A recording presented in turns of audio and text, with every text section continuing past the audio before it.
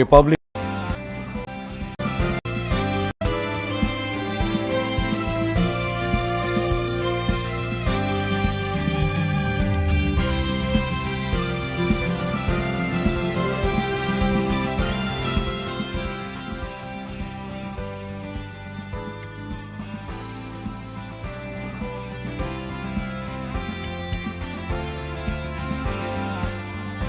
Ladies and gentlemen, the President of the Republic of the Philippines, His Excellency Ferdinand R. Marcos Jr., and First Lady Luis Araneta Marcos.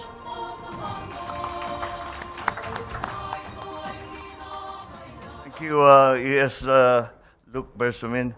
Please sit down. Members of the cabinet and our hosts, are they here? Ayun. Oh, okay. The Pasay City Lone District Representative Antonino Calixto, Philippine Coast Guard Commandant Admiral Ronnie Hill Gavan, Major Service Commanders here present, the Philippine National Police Acting Chief Police Lieutenant General Jose Melencio Nartates, and of course First Lady Luis Araneta Marcos, my fellow workers in government. Good morning. I leave today for Kuala Lumpur to attend the 47th ASEAN Summit and related summits upon the invitation of Prime Minister Dato Seri Anwar Ibrahim. This year's chairship is held under the theme Inclusivity and Sustainability, which underscores our shared commitment to a region that is united, resilient, and is responsible for the needs and aspirations of the people of ASEAN. The Philippines fully supports Malaysia's chairship this year and its vision of an ASEAN that promotes meaningful and inclusive and sustainable development. At this summit, I will join fellow ASEAN leaders in reaffirming our commitment to ASEAN centrality as we navigate pressing regional and global challenges, including developments in the South China Sea, the situation in Myanmar, threats to regional peace and maritime security, as well as the far-reaching impacts of climate change, economic volatility, and transnational crime. I will continue to champion our advocacies in promoting an open, inclusive, and rules-based international order, and for the peaceful resolution of disputes in accordance with international law. I will also highlight the Philippines' commitment to rules-based multilateral trading system, a vital compass as we navigate today's complex geo-economic challenges. During these summits, we will also welcome Timor-Leste as the newest member of ASEAN. Further, Malaysia will be turning over the ASEAN chairship to the Philippines, marking the symbolic beginning of our term as chair. As always, our participation in the ASEAN Summit reaffirms our dedication to deepening regional cooperation and to advancing the well-being of every Filipino in the entire Southeast Asian community. The strength of ASEAN depends in the individual strength and prosperity of its members.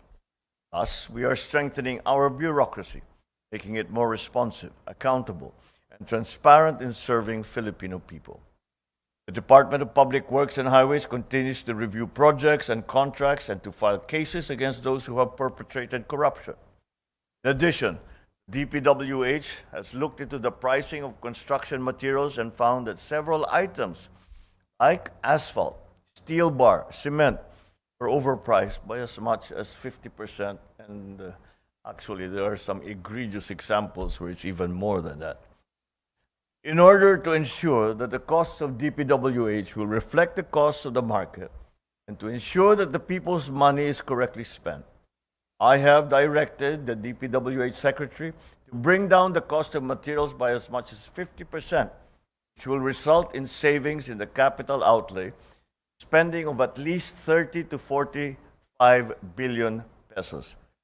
This is money that we can use for services such as health, education, and food that our people desperately need. At the same time, the Bureau of Internal Revenue will recalibrate its priorities and ensure that all those found complicit in the irregularities surrounding flood control projects are held fully accountable under the law. We will uphold fairness in our tax system. We assure our micro, small, and medium enterprises and large corporations who have been lawfully paying their taxes that you will be treated justly. We are just moving the focus from the MSMEs and from the auditing of large corporations. We are moving those efforts towards these questionable projects that we have been able to find. The Department of Finance has also instructed the BIR to look into the possible exemption of certain taxpayer segments from the obligation of withholding and remitting creditable withholding taxes, and the simplification and lowering of the applicable creditable withholding tax rates. With this, we hope to provide relief to majority of our taxpayers burdened by complex tax compliance requirements without revenues to be foregone. In the same vein, and following my directive on providing tax relief to those who need it the most, our employees, DOF and the BIR have submitted proposals for the increase of the ceilings for the tax-exempt de minimis benefits. As an example, the uniform and clothing allowance of more than 7,000 pesos per year is subject to tax. Since cost of clothing has risen, we are looking at increasing the de minimis ceiling to 8,000 pesos a year. But these changes are not just about numbers. They are about fairness and dignity in the workplace. Every Filipino worker deserves to benefit from the nation's growth. We hear our people's call for government interventions to lower the price of goods, especially food. We are strictly enforcing and monitoring the implementation of the maximum suggested retail price for imported rice. We continue to make available affordable rice, including the 20 peso rice program. The Department of Trade and Industry continues to monitor and work with the manufacturers to temper prices, especially in time for the holiday season. Through these efforts, we aim to build a future-ready Philippines and an ASEAN that is not only competitive, but people-centered and sustainable. Thank you all very much. Good morning.